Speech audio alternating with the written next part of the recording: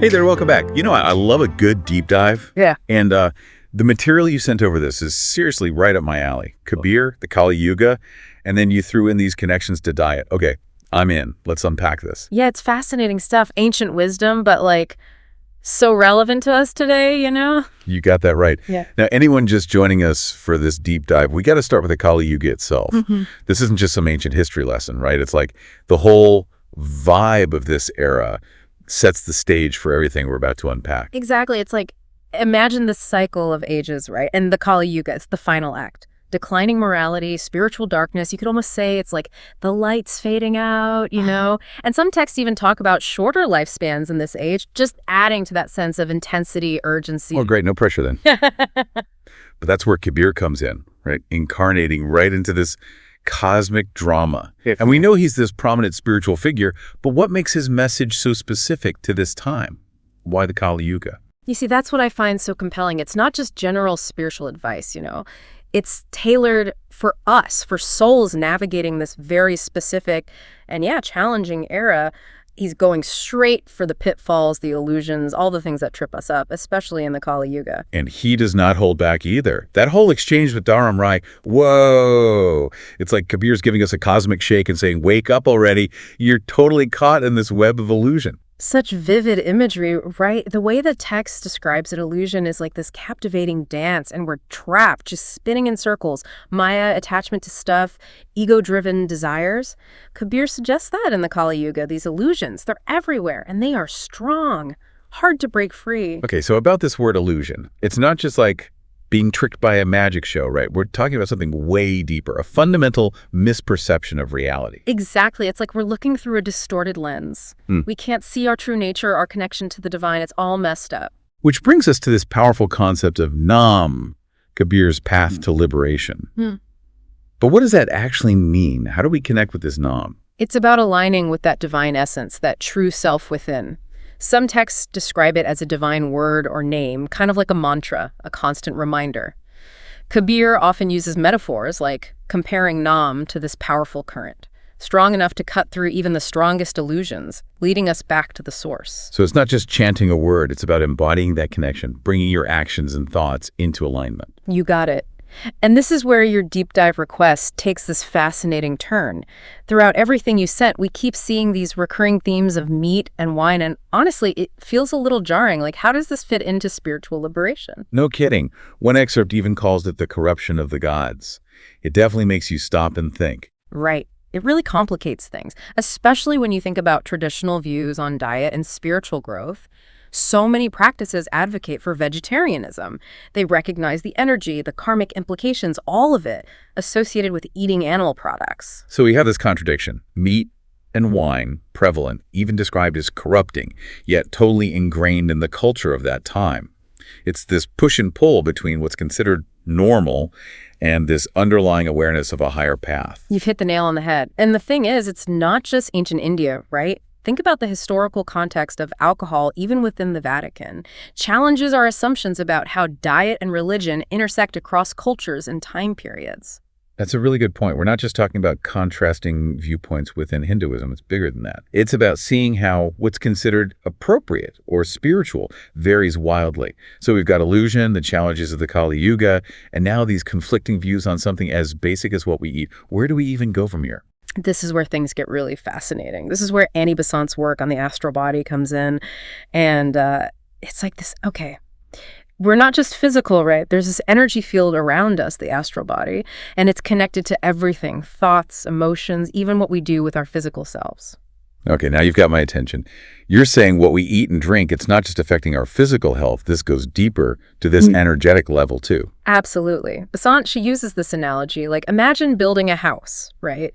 You use cheap, rough materials. Well, that's what you get, a cheap, rough house. But refined, high-quality materials, you create something much more elegant, more responsive, more alive almost. Same with our astral bodies. So our diet, it's like spiritual fuel then. It's not just about this physical form. Honestly, this is kind of blowing my mind.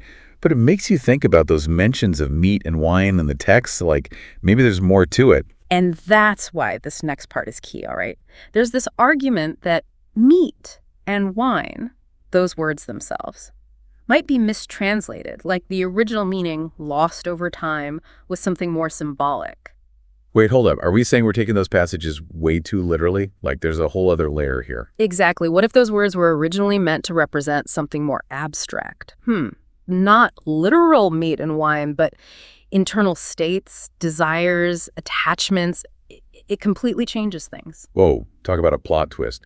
If this mistranslation theory is right, then generations of spiritual seekers, they've missed the whole point. It's a real possibility, and it's causing quite a stir, let me tell you. This whole thing with misinterpretations, it highlights how important critical analysis is with any spiritual text. And the need for guidance, right? Right. Especially in the Kali Yuga, like we're saying, with all this illusion and spiritual darkness around. And that is precisely why what Kabir says about Nam is so important, particularly now, in this era. Cutting through the noise, the dogma, all the distractions to connect directly with that inner truth. Remember that current we talked about? That's Nam, strong enough to guide us back, even in the middle of Kali Yuga chaos. It's like Kabir saying, listen, don't get hung up on the literal stuff, the rituals. Yeah. Go deeper to that inner connection. That's where the real change happens. Yes, and cultivating Nam, that's personal, It takes self-awareness, discipline, and being really honest about the beliefs we have, the ones that could be holding us back. So we're not supposed to just read these texts passively. We're supposed to wrestle with them, question them. Exactly. The Kali Yuga demands discernment, critical thinking. This is where personal responsibility comes in. We can't blame everything on outside forces. We have choices in how we handle this era, how we interpret these teachings, and how we feed our souls. And that's where our actions, even down to what we choose to eat, become even more significant. We're feeding everything. Bodies, minds, our core selves. You got it. It's all connected, what we do, what we think, our spiritual goals. Every choice creates a ripple effect. That's this heavy stuff. Makes you wonder, if the Kali Yuga is all about illusion and tests, are we even equipped to make those choices? $1 million question, isn't it? No. And honestly, there's no easy answer, but just acknowledging how tough this era is, that's a start. It means we can approach these teachings with more awareness, understanding what's at stake. So don't freak out about the Kali Yuga, but don't underestimate it either. Exactly. Right. Recognize the challenges, but rise to them. Even in the darkness, there's massive potential for spiritual growth. It's all about how we walk the path. Speaking of walking the path, how does all this connect to what you wanted to explore in this deep dive? That's the beauty of it, right?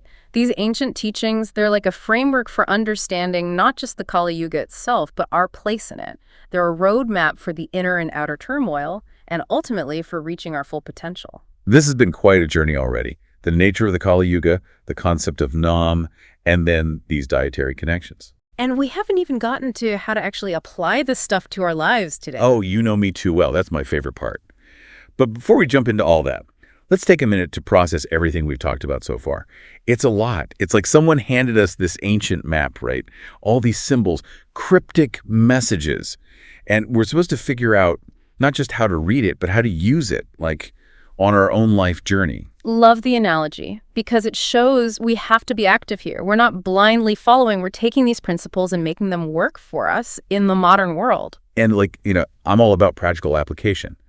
So about those diet connections, if meat and wine aren't literal, what do they really represent in a way that we can actually grasp? Now, it gets really interesting. Remember we were saying how the Kali Yuga, it's this time of crazy desire, attachments everywhere. What if meat symbolizes those cravings, the ones that take over, that insatiable hunger for stuff, status, sensory overload? Okay, I think I see where you're going with this. It's not about actual meat. It's about anything we consume that weighs us down, that keeps us stuck in those lower vibes. Exactly. And wine, what if that represents the distractions? The things that intoxicate us, cloud our judgment. The things we use to numb ourselves out, to escape the present moment even. Wow, that is powerful. Makes you think about what we use to check out, to avoid facing ourselves, or facing how hard this era can be. Could be anything, right? Mindless entertainment, social media, even just that extra glass of wine at the end of a long day. And this is where, again, that idea of name is so important, that powerful current we talked about. Choosing to tap into that energy instead, to feed ourselves with practices that lift us up, that bring clarity, connection. So it's not about deprivation, becoming some kind of minimalist monk or whatever. It's about making choices that match our spiritual goals. being aware of what we're feeding our bodies, our minds, the whole package. You've got it. And it's not a one-time thing. It's a lifelong practice. Being present, noticing those cravings and distractions and turning towards the light, cultivating that connection to our true selves. It's like a dance, in a way, wouldn't you say? Mm-hmm. But instead of getting swept up in all the illusions, we're choosing to move to a different beat, our inner compass guiding us back. Beautifully said. And that's really what this deep dive is all about. It's not about me giving you all the answers, right? It's about sparking that curiosity, that willingness to ask the tough questions, to explore, and ultimately to find your own way through this wild, challenging, and ultimately transformative time we're living in. You're right. It's like these texts, they're practically begging us to get involved in our own spiritual growth. Yeah. Don't just observe the Kali Yuga from afar, get in there, engage with it. Use these teachings as tools. We can come out the other side stronger, more aware. Exactly. And that is a message worth thinking about. So as we wrap up this deep dive, this is what we'll leave you with. How will you navigate the Kali Yuga? What will you choose to nourish your body, your mind, your spirit with all the challenges and opportunities it throws at us? What will you do to stay connected to that light, that divine essence within? The answers are there, waiting for you.